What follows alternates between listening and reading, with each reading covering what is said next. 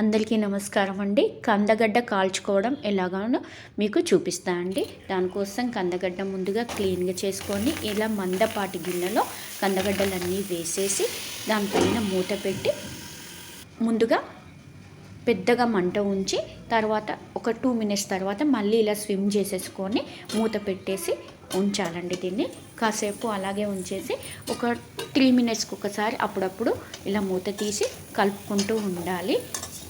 ఇలా కలుపుకున్నాక తర్వాత ఒక 2-3 టైమ్స్కే మీకు కందగడ్డ అంతా ఉడికిపోతుంది. మీకు చూపిస్తాను. ఇక చూడండి ఎలా మెత్తగా ఉడికిపోయిందో. ఇలా కాల్చుకొని తింటే ఎంత బాగుంటుందో, స్వీట్గా ఉంటుంది, చాలా టేస్ట్గా ఉంటుంది, తొందరగా అయిపోతుంది. వాటర్లో వేసి ఉడికించడం కంటే ఇలా కొత్తగా ట్రై చేయండి, చాలా బాగుంటుంది.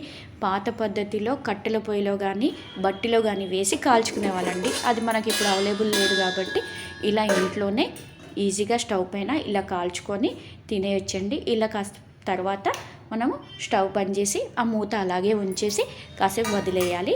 ఆ తర్వాత ఒక 10 మినిట్స్ తర్వాత చూస్తే చూడండి చాలా బాగా ఉడికిపోయింది. ఎంత మెత్తగా అయిందో, చాలా స్వీట్గా కూడా ఉంటుంది. ఇలా చేసుకుంటే దాని స్వీట్నెస్ అస్సలకే పోదు. పొట్టు కూడా ఈజీగా తీసేయొచ్చండి. పొట్టు కూడా చూడండి ఎంత ఈజీగా అయిపోతుందో, తీసేయచ్చు. ఇలా తీసేసి తింటే పిల్లలకు చాలా హెల్దీ ఫుడ్ అండి ఇది కందగడ్డ. ఈ సీజన్లో దొరుకుతుంది. ఈ శివరాత్రికి కూడా ఇది చేసుకొని ఇలా తినొచ్చండి. ఎందుకంటే వాటర్లో వేసి ఉడికించాం కదా, అంతే అండి.